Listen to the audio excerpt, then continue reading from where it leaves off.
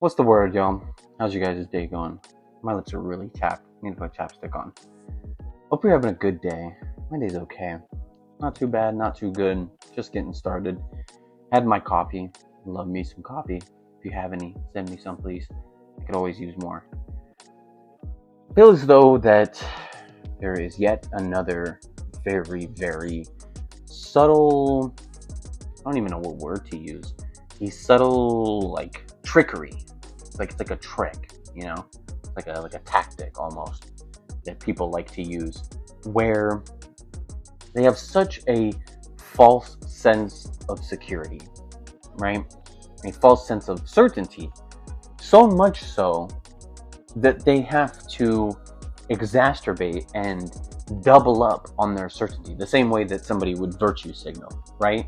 The type of people who are like, oh, I'm a really nice person.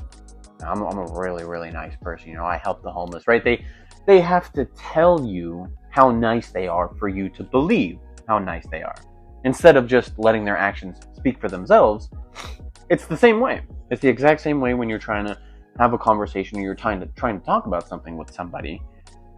People are so quick to try and prove to you how certain they are. And they do this as a form of they want to show you that they are not weak, right? They think that a lack of certainty, right, the opposite of certainty, they feel as though that if somebody is not so well put together, that must mean that they're weak, right? Like, oh, well, you don't know what you're talking about because you're not very certain. When that's not the way that it works, right? We know that very well. Literally, in the most literal way, think of the phrase thinking out loud, right? You can't do that anymore. You try to think out loud, you try to find your footing with something you want to talk about, people are going to make fun of you. Oh, you have no idea what you're talking about. Oh, you need to read up on your books, man. Oh, you need to learn, you need to find more people to cite, more authors, right? Everything nowadays has to be cited, from a source, from the most, highest super 5-star source of all time. And then, if your source is too old, or if your source is from somebody they don't like, guess what? You lose, right? So we've turned certainty as a tool, as a weapon, something for people to toss around and to gloat, right? It's almost like armor. Like if I had to give it a word, I wouldn't even call it certainty. I'd have to call it something like epistemic armor, where what we've done is try to use certainty as a shield to protect our beliefs, instead of like a flashlight to see the path. Does that make sense? Instead of trying to pursue truth through certainty, right? Like, oh, I'm so certain about my beliefs, this is what allows me to achieve truth. No. I'm so certain about my beliefs that it protects me from being seen as wrong or weak or incapable or unsure, right?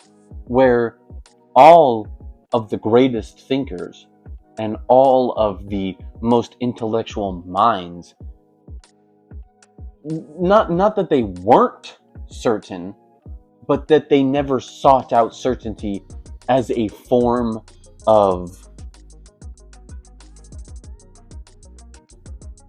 defense, right? Think of war. Think of all the greatest warriors. You think they're certain? You think they're certain about all of the different things that they want to do and achieve in a battle with their strategy? No, of course not, right? You can never be so certain about something. You can put your trust in something.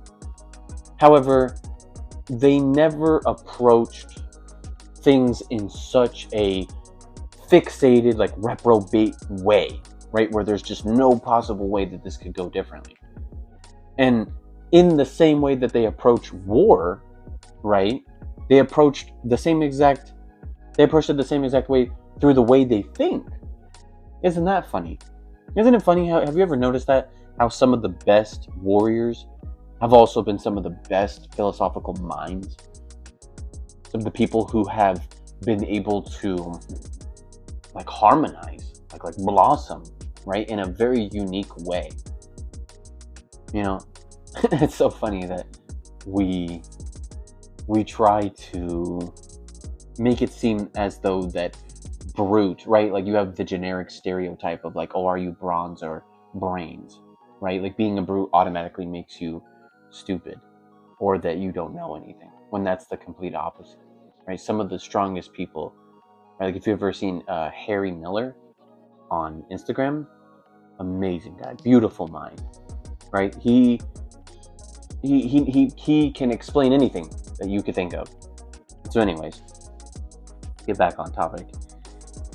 You have it where it really is at the end of the day like a form, if you would, of virtue signaling, where people are so determined not to make themselves believe what they say, but to make you believe what they say. They don't care whether they believe in what they actually say or not.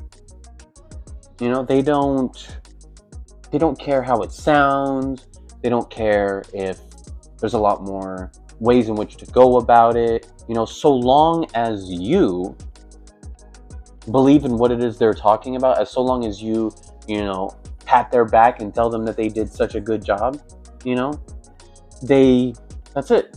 That's all they care about. They care about the validation behind certainty and the false sense of security, right? Which would just ultimately be fear. It would be fear at the end of the day. They're afraid, you know, where it's almost as if like the same guy, you know, when you walk into a room and a guy is very loud, very rambunctious, he's all up in your face, you know, I'll beat you up, don't talk crap to me, you know, da da da da da da. Yeah, that guy's afraid.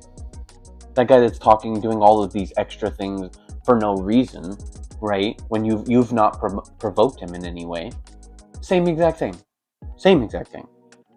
Or where you're trying to have a conversation with somebody, and instead of them struggling to think, right? A very normal thing.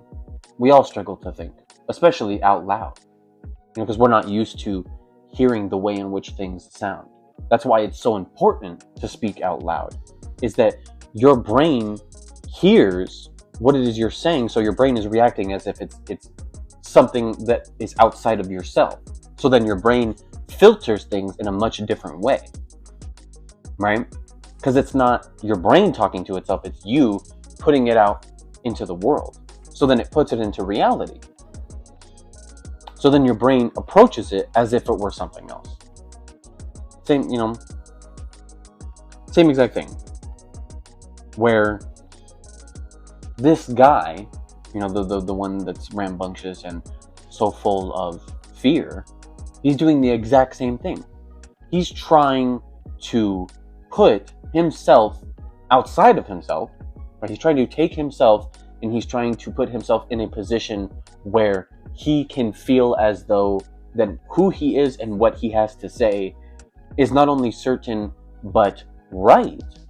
You know, the appropriate way to think or to be, right? And so your reaction to him, regardless of what it might be, is nothing more than like a test for him. It's like, oh, okay, they reacted the way that I like, right? Whether you react in fear, whether you react, you know, through fighting, whatever it might be, you know, to them it automatically becomes like a test, like you've passed the test. Like, oh, now I know that who I am and what I think is correct because of the way in which you reacted to me, right? And so you see this obviously more so than anywhere in social media, right? People go out and, again, same thing. They have very little security in trying to branch out their thoughts. They have very little, you know, confidence in what it is they might be actually thinking. But because they heard somebody else or they saw somebody else talking about something, they want to join in, you know, they get FOMO. And so they come on there and they're very emotional and they're very outspoken and they pick the key points, right? They pick all of the points that everybody already spoke about. They pick all of the things that, you know, are easy to digest, right? That's the reason why they pick the big stuff, right? Like, it's easier to cut through, you know? You're not going to pick the really finite, super duper nuanced, subtle things. right? That's what I try to do. That's what I try to achieve through these videos. Is I'm not interested in talking about something that is very easily digestible, right? Like I want to break it down. I want to break it down and put it into little tiny bits, little, like cheese shavings, right? Like so subtle that, you can't even see it anymore. And so what it is that people do is they take, the most obtuse, digestible thing about a topic, and then they just say a couple things, right? They say enough. They say just enough, certainly enough, right? They're certain about these very, very easily, observable points that they come across as if they know a lot. And there's people that do this for everything that they think about, right? The second that you ask them to elaborate, or the second that you ask them to break down exactly not only what they're talking about, but where in their mind they're getting these things from, they start to struggle. And then that's when that fear happens. That's when they start to, they get scared, right? And then that's when they just revert back to the same way that they were at the beginning, where it's loud and in your face and et cetera, et cetera. And so it's sad. It's sad. As easy as it is to point these things out, at the end of the day, it makes me more sad than anything. Because I wish that you could talk to just about anybody, right? At least on social media. Because, the way that things are in real life are not the way they are in social media.